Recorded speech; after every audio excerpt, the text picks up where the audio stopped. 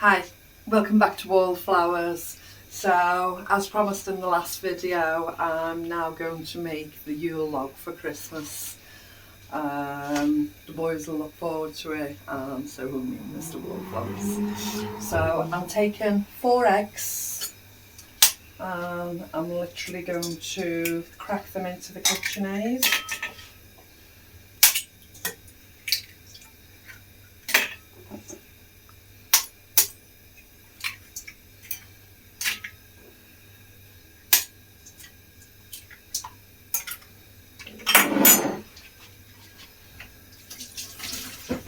Then I'm going to add 100 grams of caster sugar.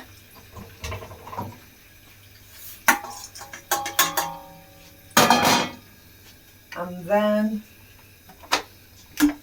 I'm then going to whisk it, just to bring it all together, not over whisk, just to bring it all together. So let's start off slowly. I think a good idea maybe to have it plugged in, make sure the bowl's secure.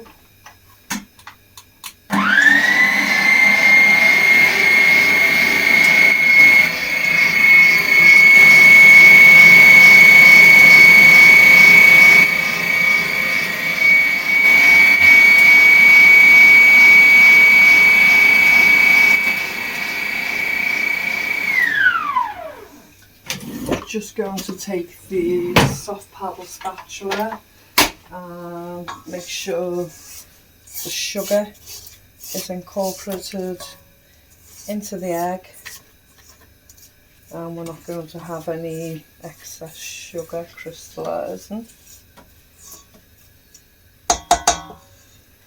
I'm just going to repeat that action.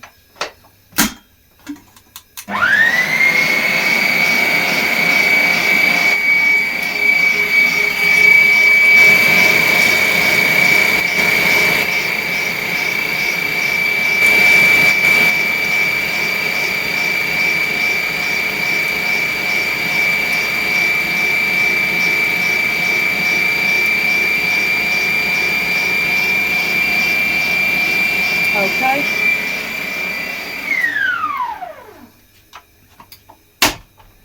Then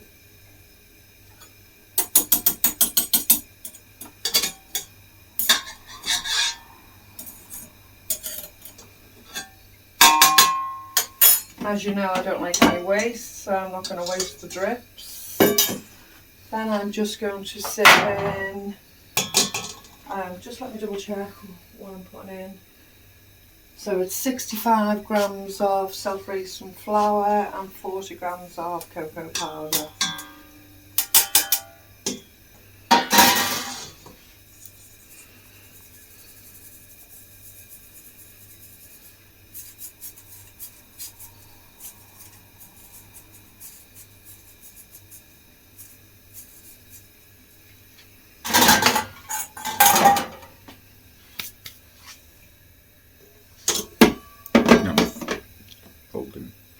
Oh yeah, folding that in with a metal spoon. Thank you, Mr. Wallflowers. So I want to keep going round the outside and fold over. Round the outside and fold over. Round the outside and fold over. Round the outside and fold over. So it's a swirling action. You're just going round the outside of the bowl and folding over. Round the outside and folding over.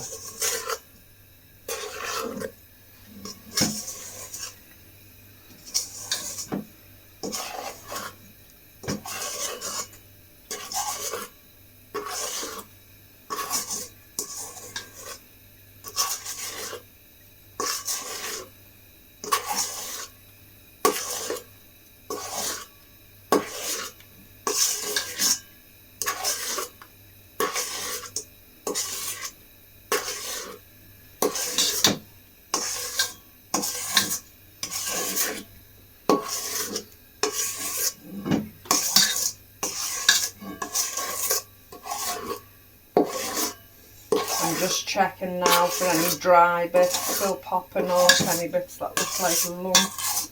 I'm just trying to fold it in.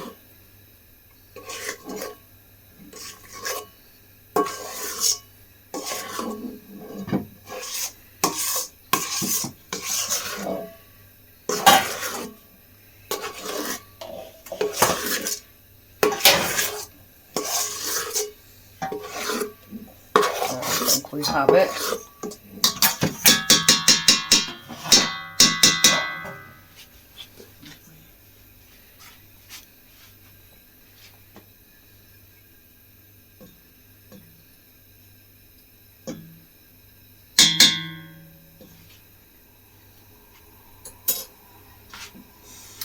And I've just lined a baking tray or a cookie sheet. It's quite a deep one. I've just lined it with greaseproof paper, parchment paper. And I'm just going to pour it into the pan.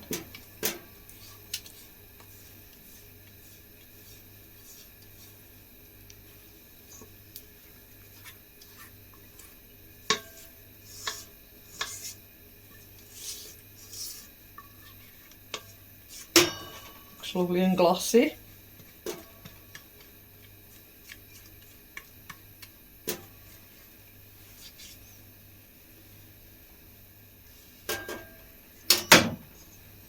Kids to lick the bowl. I know. Are you licking the bowl, Mr. Wildflowers? No. No. What a waste. No one to lick the bowl.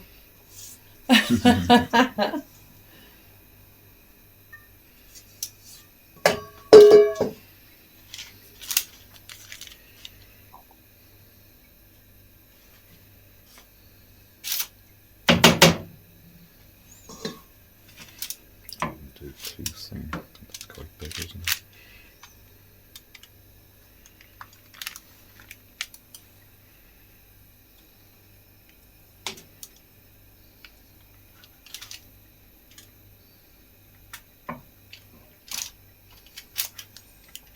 So hopefully we've got enough mixture in there. It does look rather thin in some areas.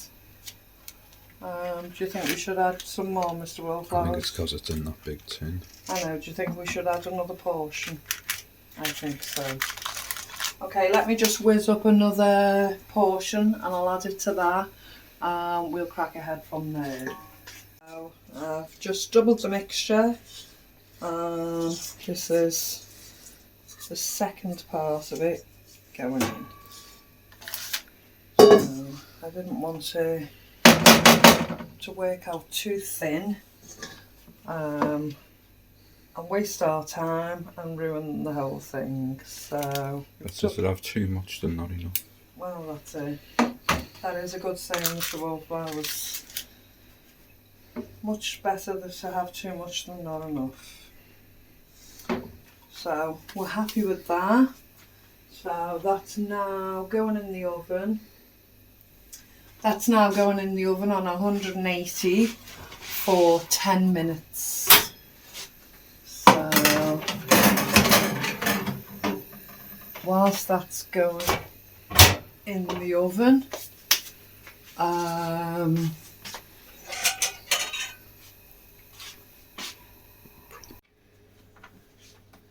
I'm just getting the chocolate ready so I can have that melted, ready for just trying to basically do all the prep work beforehand and get it done.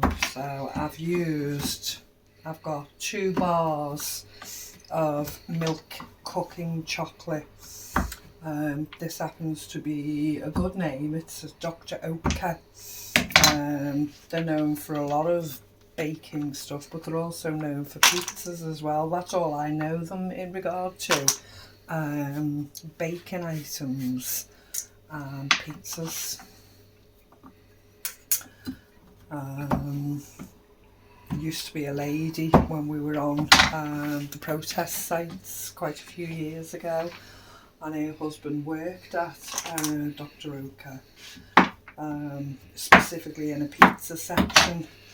and he'd be able to buy discounted pizzas from there, and out of her good kind heart she'd cook them through her home, and she'd bring them up as in the evening to give us a nice hot meal whilst we were on site. Soft croquette, there were always those. So I've got the chocolate ready, everything's near enough prepped, and I'll come back to you now. I'm just going to get into it. Okay, I'm now going to warm through 300 grams, Mils. oh 300 mils actually, of double cream.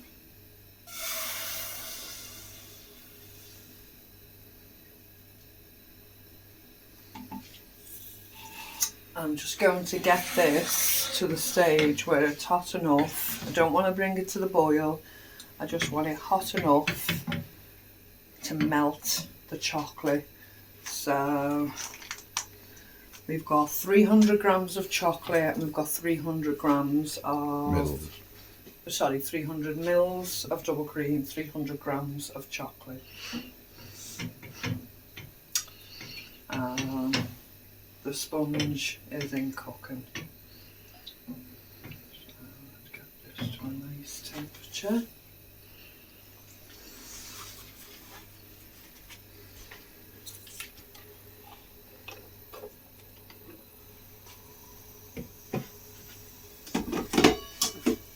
There's always a lot of cleaning up to do when you cook, isn't there?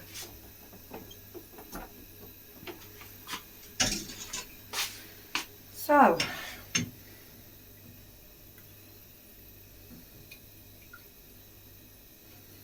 have any of you made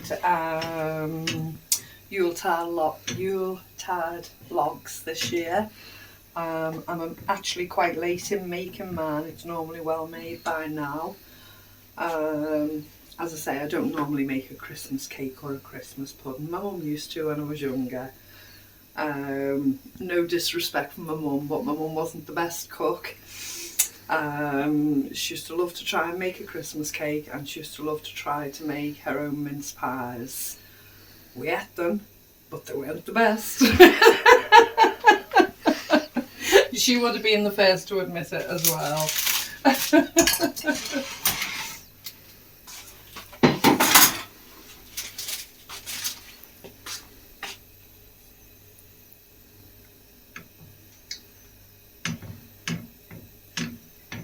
My dad actually did quite most of the cooking in our house when I was younger, and he enjoyed it.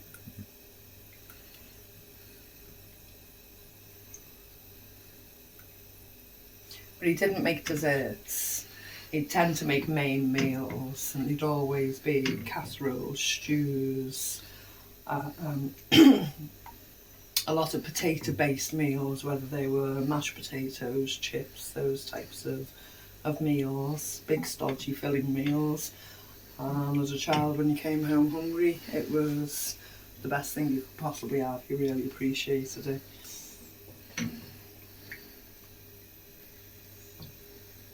We're quite lucky here. We're both reasonably-ish good cooks, aren't we? Yeah. We don't really have that many complaints of each other's food, do we, Mr. And we Robles? enjoy.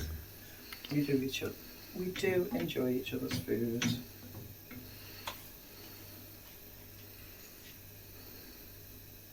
I'm seeing a couple of the first stage heat bubbles just coming to the surface, but I just want it a little bit warmer just to be able to melt the chocolate.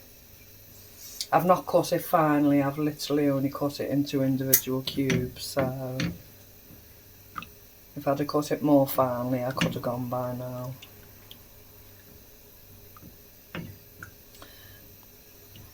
I don't know how everyone else is finding it, especially, you know, North UK. But although we've had the heating on in the house today, I suppose we have been doing a lot of cooking and a lot of running around. I've been so warm today. I've turned the heating off. I've taken my warm cardigan off. yeah, I am stood mainly over a stove, and I am running round within the house. I'm just going to change that spatula for a wooden spoon.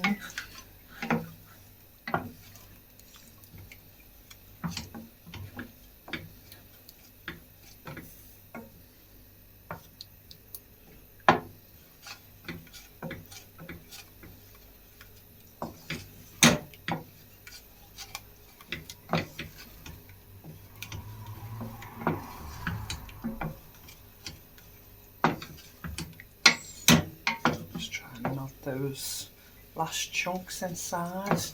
Oh, it looks lovely. The boys would have already be attempting to get the fingers in when they were younger, wouldn't they, at this stage? And you'd be screaming, "No, it's hot! Keep away, it's hot!" Being hot. Yeah. Ow, ow, Bernie! That looks lovely. Nice, lovely gloss on it. I can't really see any lumps in that at all. That looks wonderful. So I'm going to take that off the top of the stove. Just going to allow it, let it cool down, and let the cake finish off cooking. Leave this to cool, and be right back so we can put it all together. Okay, so the next step is to whisk up the cream. The sponge is now mostly cooled down. It's still a bit warm, but now we're going to whisk up the cream. So it's the remainder 300 mils of the cream.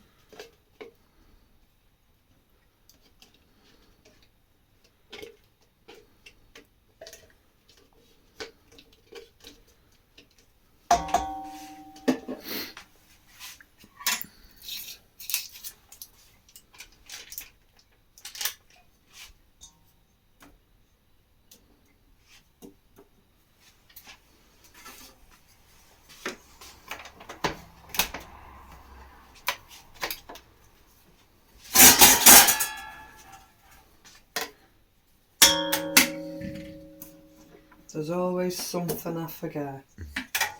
Other way.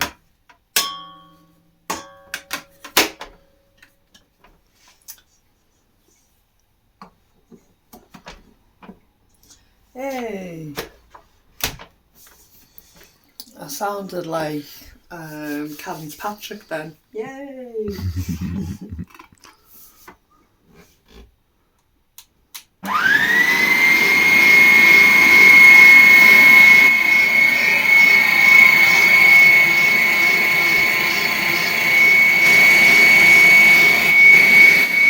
Whilst I leave that to whisk, I'm just going to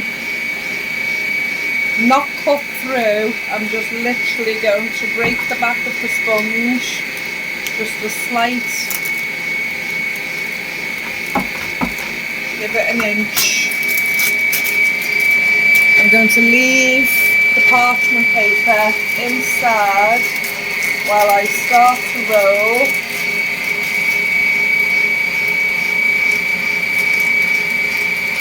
I'm going to roll the whole thing.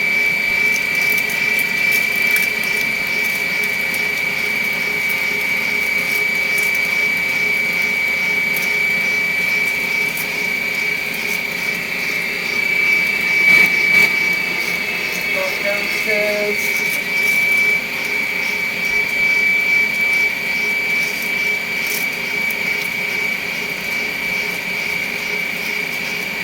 hopefully it retains that shape.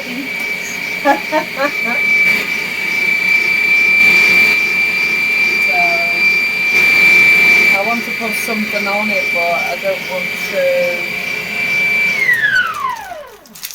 It's not staying together for me for some reason. It's going to fall apart, so I want it to kind of cool in this shape, so then I can unravel it. Then I can put the cream on. So just bear with me. Hold that, Mr. Wallflowers, while I just lay a saucer. I think I'll actually do that. That's a good idea.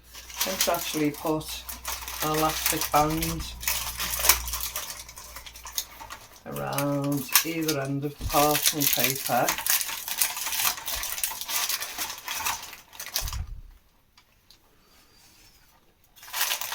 It's still warm.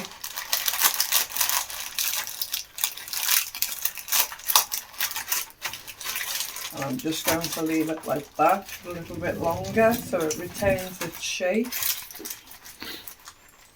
And then I can return back to whisking the cream. Oh, is it done? A little bit more, I think. Okay,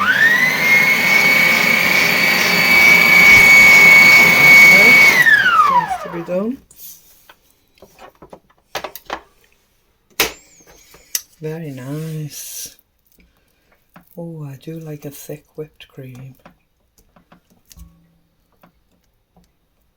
Just tease all the little bits out of the balloon whisk. Waste not, want not.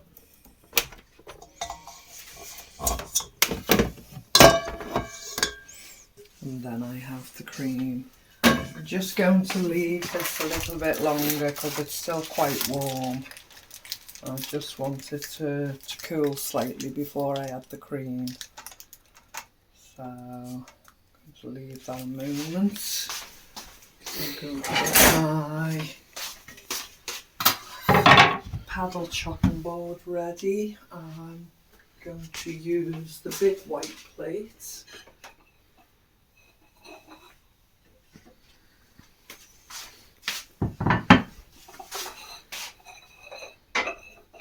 For when I make it.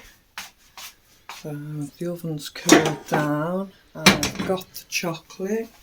Just going to grab a fork and one of my deepest spoons.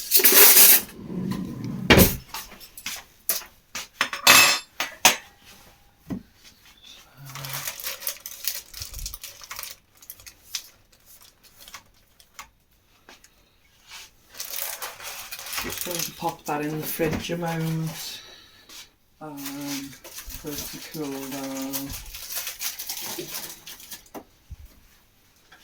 Just give it a minute or so to cool into shape.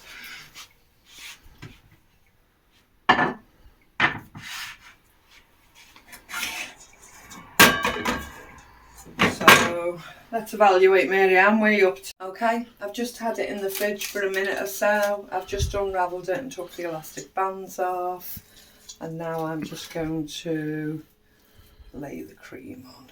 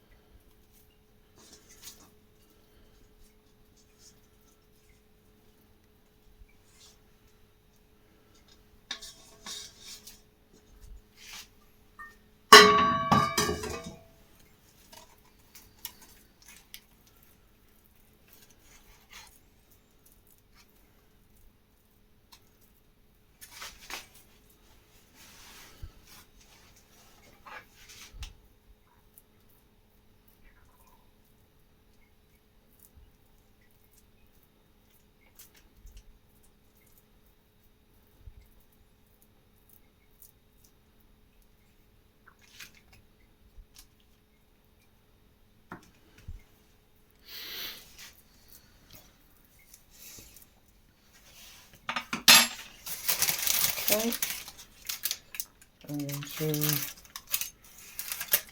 I'm going to start again. I'm going to bend it over with the help of the parchment paper, and then this time I'm going to peel the parchment paper back and I'm going to continue to roll. There's quite a bit of seepage.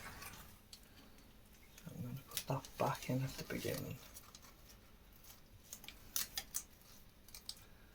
I'm going to bring the cream back somewhat.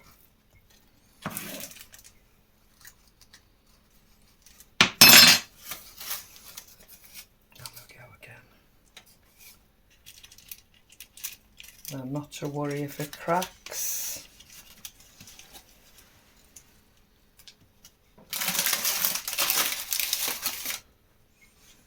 And what we want to do at this stage is we want to cut it on an angle of about 2/3 to 1/3.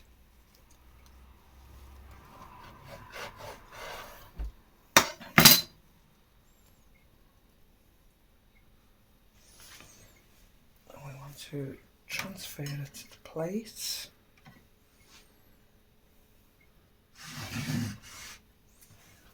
And then we want to, that plate really doesn't seem big enough, does it? Right.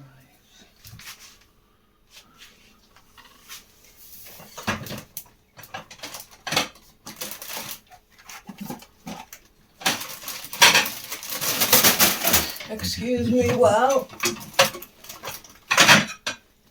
everything falls out the cupboard.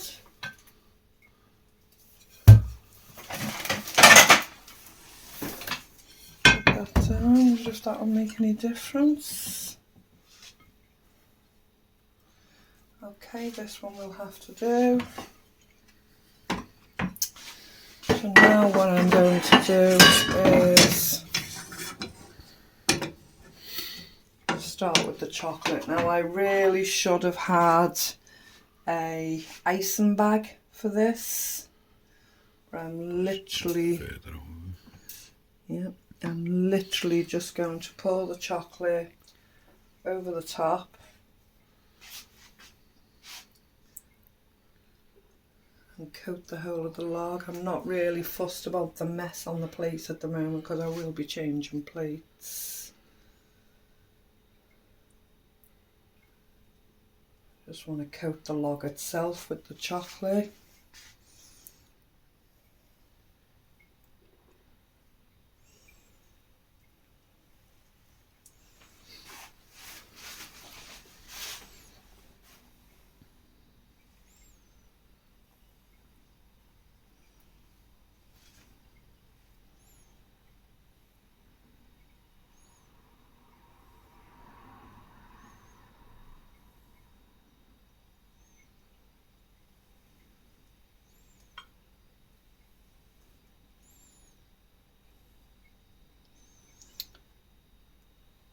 Now apparently the professionals, when they do it, I've watched a few videos, they don't coat the ends. They always leave the ends exposed.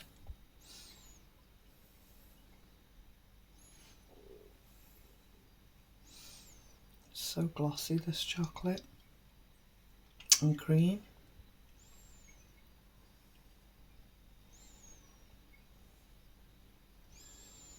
Oh, I can't wait to clean that plate up. And I don't mean by washing it. So I saw, I don't know if this is too wet to do it, but I saw what the trick was, is to actually run the fork through to make the log pattern. And of course it doesn't have to be perfect because logs aren't perfect.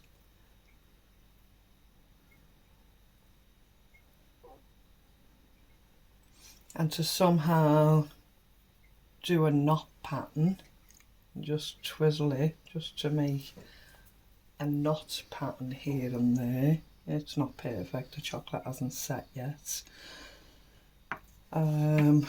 But that's the basics of it. When the chocolate sets a bit more, the pattern will be a bit more apparent. But I've got plenty of chocolate to keep pouring back on, and I don't want to really waste what's on the plate. So I'm going to, a bit like roasting a joint really, I'm going to keep pouring it back on and waste none of it.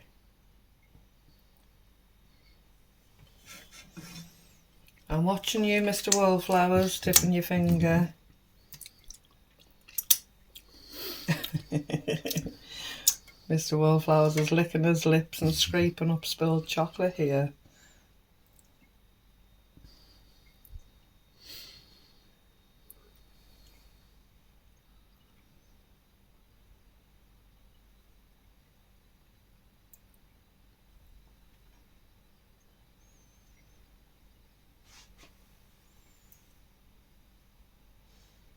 As I say, it will be moved to a clean place.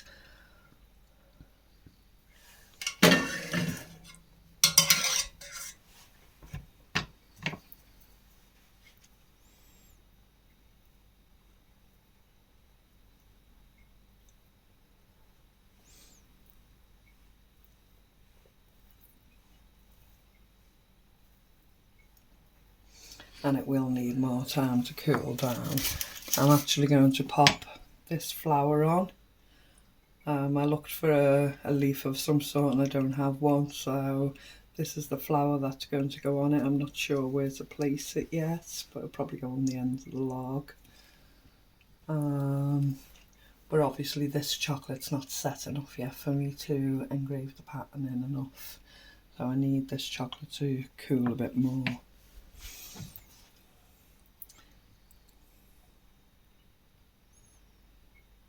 Come back to you in a minute.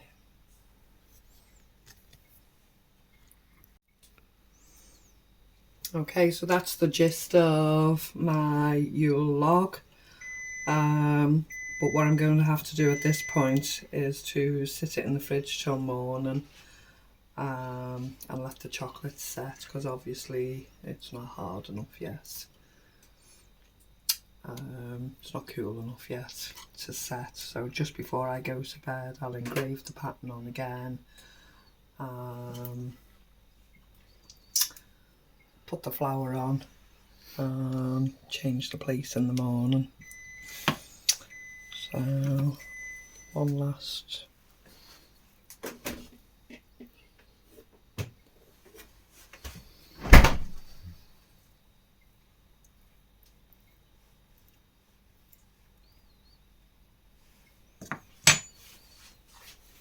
Thanks for joining us today, and we'll see you soon. Bye bye.